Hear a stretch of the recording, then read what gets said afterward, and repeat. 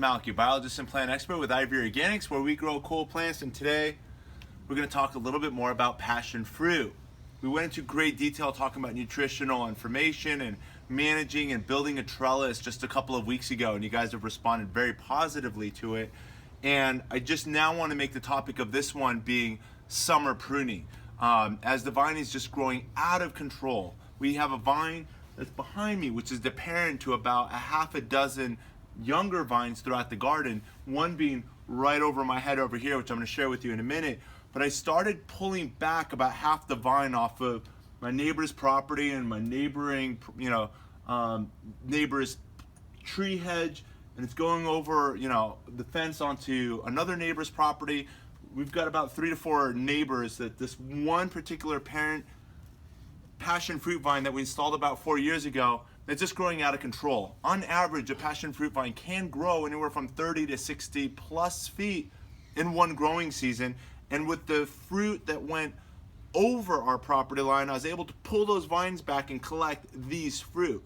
And just one of these at a supermarket I've seen for as little as $3 and as much as $6. So this is an excellent investment and an excellent fruit to introduce into the home garden, as they're beautiful, they're magnificent flowers, and I'm going to share one with you in just a moment.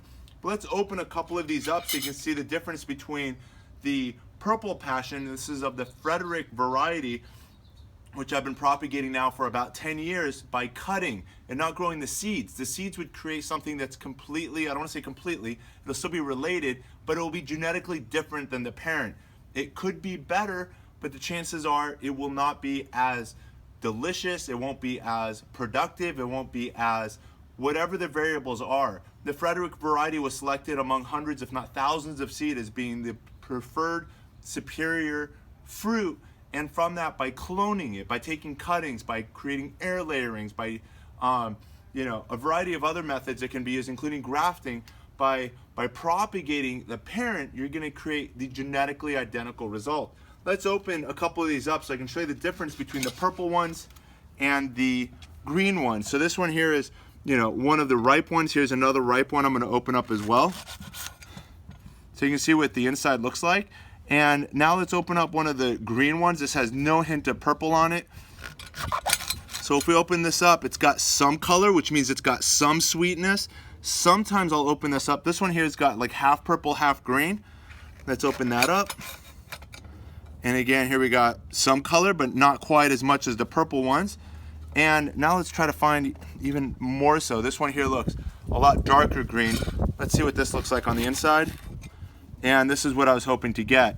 This one here is pretty white on the inside. This is completely unpalatable, not edible at all, at least not in my taste, and I like sour fruit. So I can even do this green one that's got some color, and when you break up the seeds and you can kind of crush it with your spoon, the juices come right out. Like one of my youngest daughters, she's 3, she just enjoys drinking the juice. And the passion fruit is the base and the basis flavor for fruit punch and a lot of drinks, and it even enhances a lot of other tropical fruits when combined. It's delicious, but obviously the superior flavor is going to be in the purple ones. And here we go, check that out. Nothing better. So just want to share with you that even the green ones that we're going to start collecting as we manage the plant, these two will turn purple in a matter of a few days to about a week. So none of these will go to waste. And let's get to pruning. Follow me. Before we get started, I just want to share with you the video we published about 2 weeks ago where we created this trellis that's right overhead. This one here is created with 2 passion fruit vines that were wrapped around and secured, as you can see here, by my twine. And you can see that it's loosely on there to allow for some more growth between the twine and the supporting stake. So we're gonna have to watch it and make sure it never constricts. Because it's grown, got a couple more passion fruits. Let me reach a little higher. So you can see there's some fruit here, and these are all created, as we saw on the trellis. We use these metal stakes that are vinyl wrapped in plastic so that these stakes, the metal, doesn't conduct too much heat and ultimately burn the plants that they're supporting.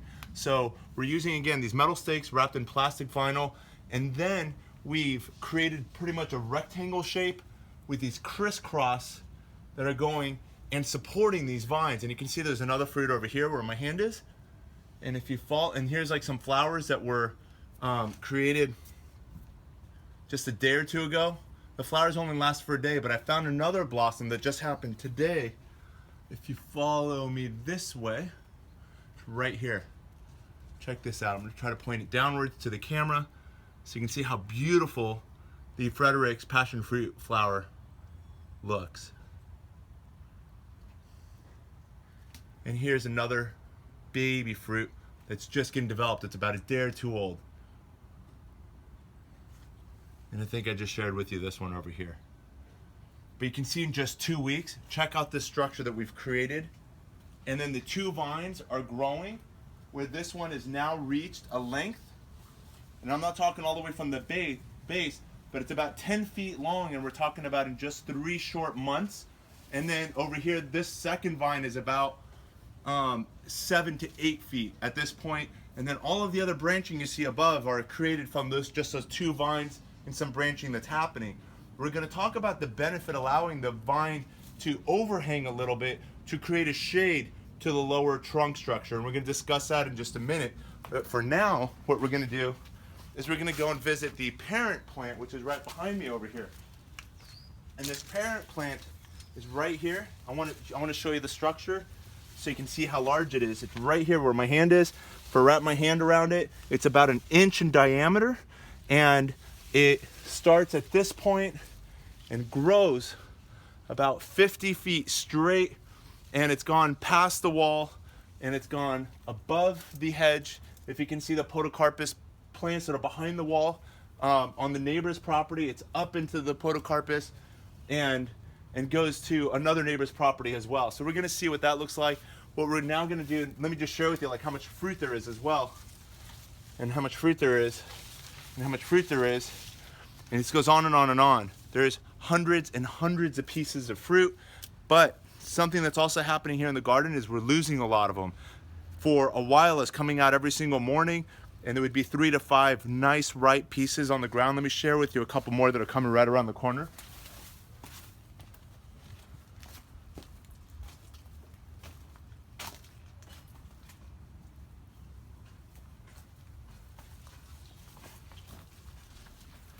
So if you can see right over here, you can see that the purple passion fruit is naturally gaining some color.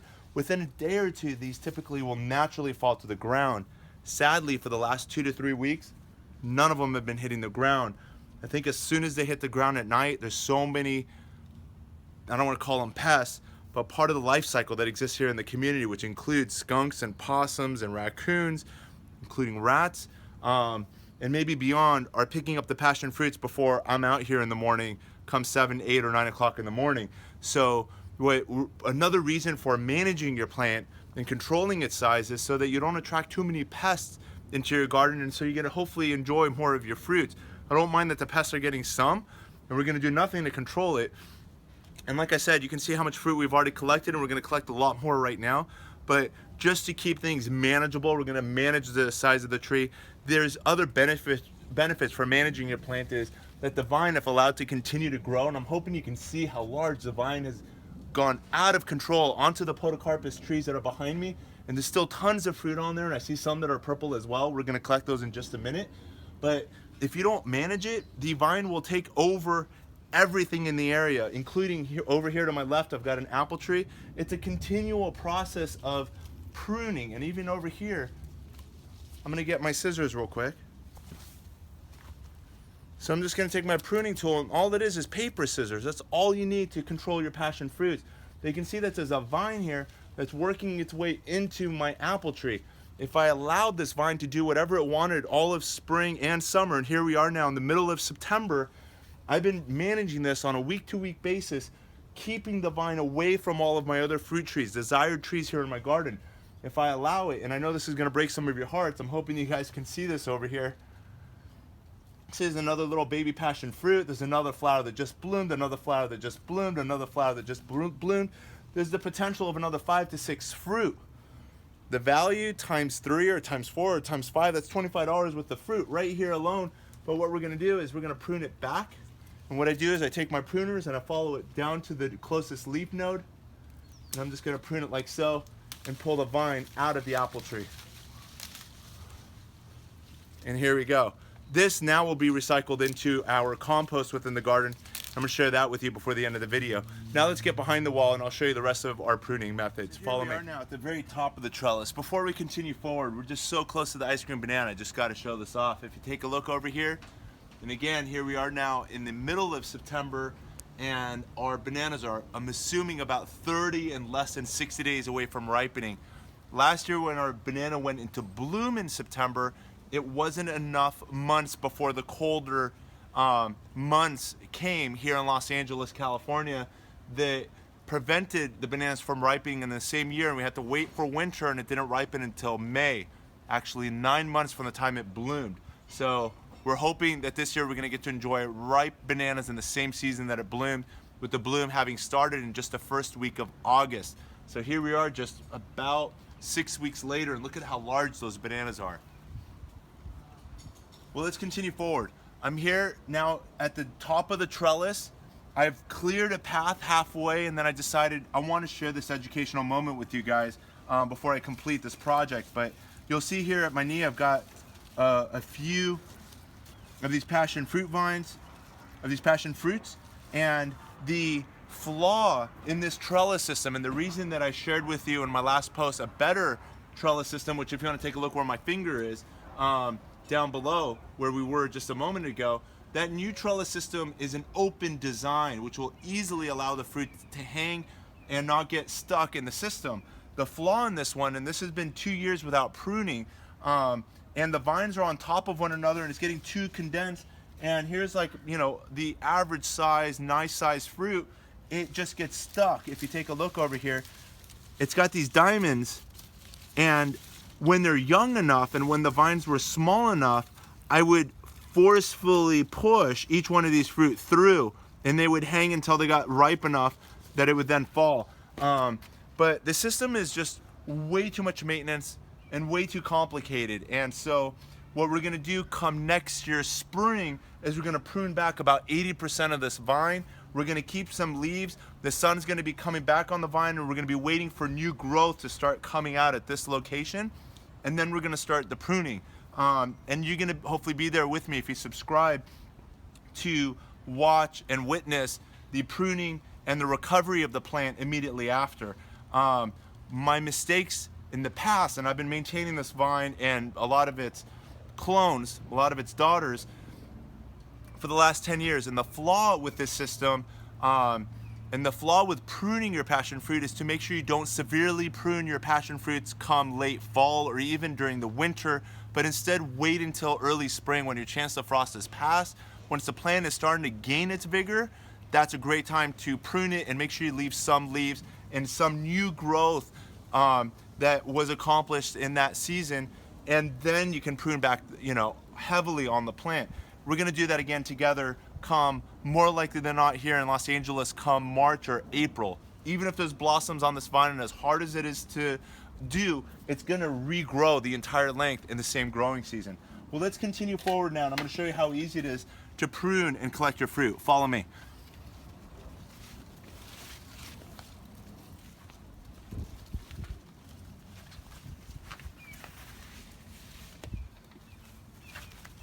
So I made it about this far a few days ago, where I stopped, and then now I want to share with you what's going on. The vine is now growing over and onto this chain link fence and then up the podocarpus.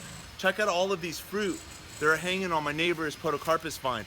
And I know my neighbors enjoy it, but it's also very invasive. So what we're gonna do is we're gonna just start pruning just like this. And I want to show you how simple this method is. If you take a look at the vine, we're just gonna follow it down to the closest leaf node, which is right here, and we're just gonna prune it. And then this here it looks like it's gonna develop into a flower, but it can also develop into more growth, and it'll continue to grow from there. And then we'll just put that into our compost, and we'll collect that later. We're just gonna continue this method. I'm trying to create a line And we're not just going with shears and just randomly cutting, but we're doing one vine at a time. Like this here is kind of growing random. The goal is to hopefully identify where it's growing, but in this case, I'm just gonna be cutting like so, just to clear the pathway. And again, we're gonna be recycling that. And I'm just gonna continue this. And let's do a couple of feet together. Here's another one. And we're gonna start collecting some passion fruit. And we're cutting, cutting, cutting, cutting.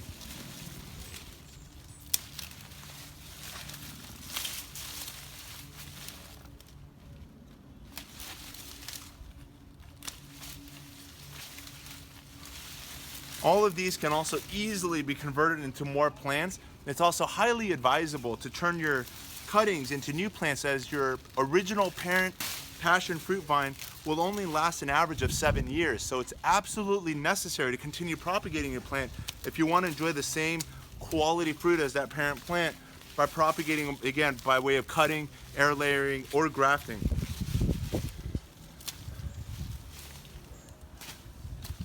So now we're just going to continue pulling the vines down and harvesting the passion fruits along the way.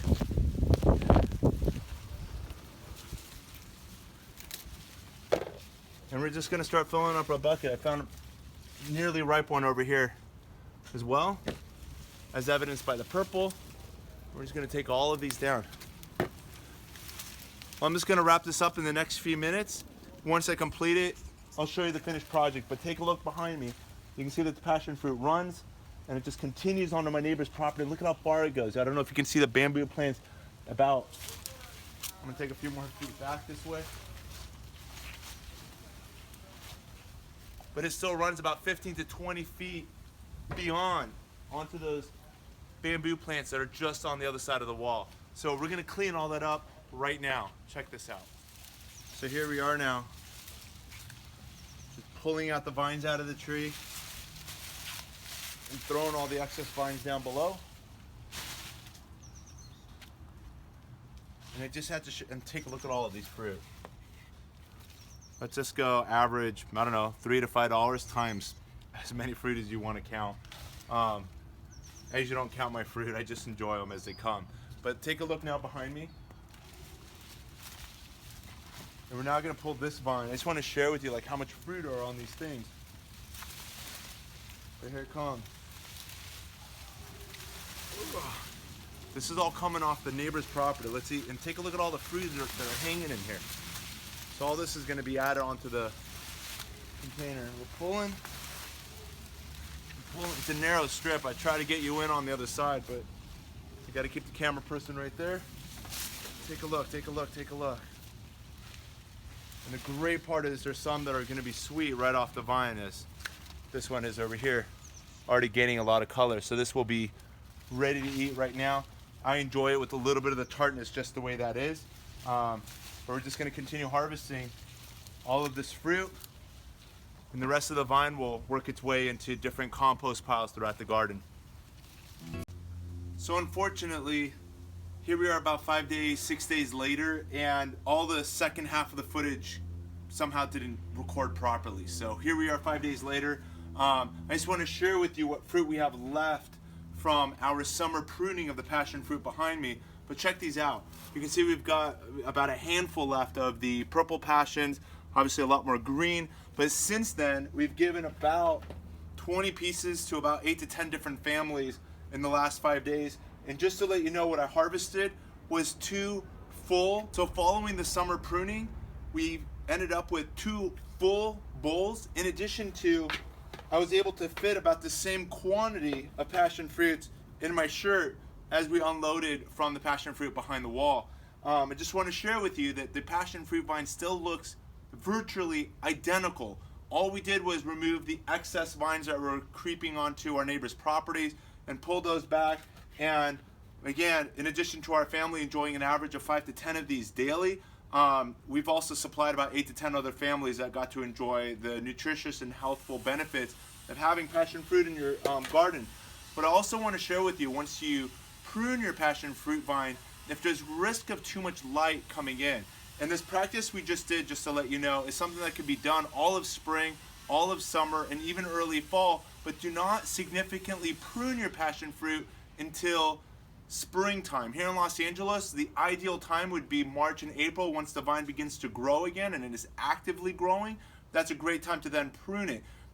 Early pruning of your passion fruit vine in months such as September, October, November, December may significantly stress your vine and potentially kill your vine. I've seen a lot of vines die that were pruned early winter that just didn't pull through just because it didn't have enough solar panels or leaves to create the sugars necessary to sustain its life going through the winter months. So keep those leaves on, let those vines continue to grow. They're not going to grow much during the winter months, and just begin your pruning, like I said, after your chance of frost is passed far enough that you can safely prune them and it'll immediately begin to grow. And that's something that won't happen if you prune in later fall or winter. What I want to share with you now are these 3 different products. Over here I've got what most of you should be familiar with. If you want to come in a little closer, let's take a look at the products. I've got here the Ivory Organics 3-in-1 Plant Guard Protection Against Sunburn, Insects, and Rodents. This here, color white, is registered material for use in organic agriculture. And the product also consists of 7 organic oils, including castor oil, cinnamon oil, garlic, clove, peppermint, rosemary, and spearmint. This product is also used to create the ready-to-use spray, and it's also protection against damaging sunburn, insects, and rodents, and also contains those 7 natural garden oils. What is new to the product line is this, which is the Ivory Organics WhiteWash, protection against damaging summer sunburn and winter sun scald. It has the benefit of garlic and cinnamon in a powder form, unlike the 3-in-1 Plant Guard. So the garlic and cinnamon can be found in this organic formula that once you add water to it, you'll have a can of whitewash. On the contrary, the 3-in-1 comes with the base, the organic base, in addition to this oil vial that contains the 7 natural garden oils. What we're going to now do is talk about the importance of protecting your plants following pruning if there's a risk of too much sun entering the understory of your passion fruit. So let's scoot back and get to our newest install so I can explain what that looks like. Check this out. Before we get started, I just want to share with you the bunches of passion fruit. I was able to find an image and I want to share that with you so you can see the amount of passion fruit we were able to harvest. Check this out.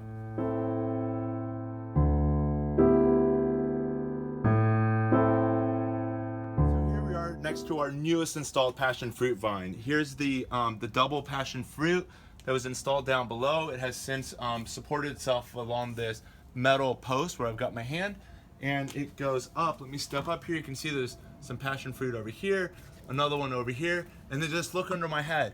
Another passion fruit right there, another passion fruit right here. There's all of these flowers which will be turning into some fruit as well. Some of them do not, such as this, where if it didn't get pollinated or it just doesn't have the enough of the nutrients to support more fruit, it won't do so. Here's again some more fruit, but I've counted about a dozen fruit, and again, this was only installed about 3 months ago. And check out how long it's grown. I'm gonna step back a little further, So I'm about just on the upper story, about 10 feet away, on the roof part, in addition to about the 6 to 7 feet it's grown off the ground. So we've got about 17 feet of growth in just about 3 months, and it's going to grow even faster in the second season, being next year. In regards to pruning, spring, summer, and fall, keep an eye on the vine and kind of guide it. This here is our better system. Again, as the passion fruits can come through compared to our diamond lattice that was behind us, where the passion fruit just can't pass. So this is a nice open supporting structure. It's all made out of steel, wrapped in plastic vinyl to prevent the plant from overheating. And now take a look at the vine in this area and talk about pruning. Actually, right over your head over here, if I can take another step, you'll notice that this vine is going up on the roof, and I could swing it back to create the roof, but there's too many vines in this area, so this is going to be pruned out. So we're just going to follow it as close as we can to the vine, and we're going to remove it, and we're going to recycle it into our compost piles that we have between the trees. We're going to continue back And here's another vine, which again, it's just easier to remove than to try to train it back into this roof, as we've got plenty of vines to create the roof structure in this area. So that too will come out. We're going to be careful to not damage this flower, as it looks like this is about to create another fruit as well. And we're going to continue the pattern all the way back. When we come to this is actually the leader coming off of the initial 2 vines that we planted. So this one here, we're going to continue guiding onto the supporting stake. Sometimes it grabs a hold on its own using its tendrils and pulls itself forward, but sometimes it needs a lending hand. That's where you're going to come out in the garden. You're going to take your twine, and when you support it, make sure you tie your knot, and I'm hoping you can capture this. We're going to tie it to the stake and not onto the vine. And here we go. And then we're going to support the vine loosely to make sure that we don't constrict the flow of water and sugars into the plant, and we leave enough room, at least an inch if not 2 inches, for the plant to expand over the next few months up to a year. So that's now supported, and now we can take the vine and continue supporting it up that way. And we're going to be careful not to allow it to go onto the roof. So we're going to need a little bit more managing when it comes to this particular vine, but I'll correct that later. Now let's take a look over here. So the primary plant is in this zone. It's creating all of these vines that are now coming down and around. So these vines that are coming off of the plant are actually beneficial. What it's doing is it's shading the lower structure. Just like a tree creating a canopy, we want that canopy to shade and protect the lower trunk and the lower branches from sunburn. So we're going to allow some of these to stay, but as they get longer, if they're in the way, we can prune them like so as well. And we've still got these leaves that'll serve as a shade and a shelter to the lower structure. Here's another vine, that's growing about 2 to 3 feet. We can reduce it to about 2 feet, and again, that serves a beneficial function to protecting the parent tree. And as I've said in many videos talking about the heart of the plant, we got to protect the the tree trunk and the primary lower branches. And in the event some of these branches behind me die, no big deal, but we got to protect this zone over here. And when you prune, and if you prune too thin or there's too much light coming into the understory, then it would be an important consideration to use the products we just discussed, which is the Ivory Organics. And you'll have the option to use something such as this, which has the protection of both sunburn, insects, and rodents. And what we're going to do today is we're just going to use the WhiteWash. I'm going to show you the versatility of using the WhiteWash product as well. If we turn it over here, use it as a foliar spray. And here it says, may also be used to make a total plant, including foliage, sunscreen spray. By diluting 1 to 2 teaspoons of the prepared brush-on solution per gallon of water. Ideal application at time of transplanting plants and trees and times of extreme heat. Can also be used to cool off plants treated with horticultural pest control oils, as oils tend to intensify the sun's rays that may increase the risk of sunburn.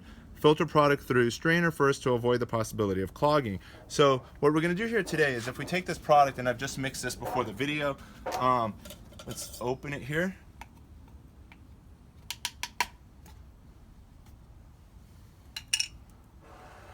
And we're approaching the end of the day, so there's not that much light right now on the plant. But you can see here in the initial video, we did a test where we brushed it on, but let's continue with the brush on.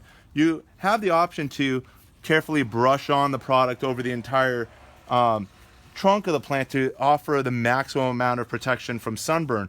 But a more easy, and especially when you've got this many leaves, the easier way to accomplish the same goal of the sunblock protection, again, brushing it on offers the maximum protection as you're creating a thicker coat. But we can also just take the product like so, and what we're going to do here is we're going to take our bottle, and this one again has the 3-in-1 protection with the 7 garden oils. But what we're going to do here is I've got another spray bottle that just contains water, and what we're going to do is we're going to filter the product over here, and here's the WhiteWash solution. We're going to mix it to make sure we've got as much of the contents in it, and what we'll do is we're simply going to try to funnel it through like so. So it says to add about 1 to 2 teaspoons per gallon, so we're going to need a lot less. I'm going to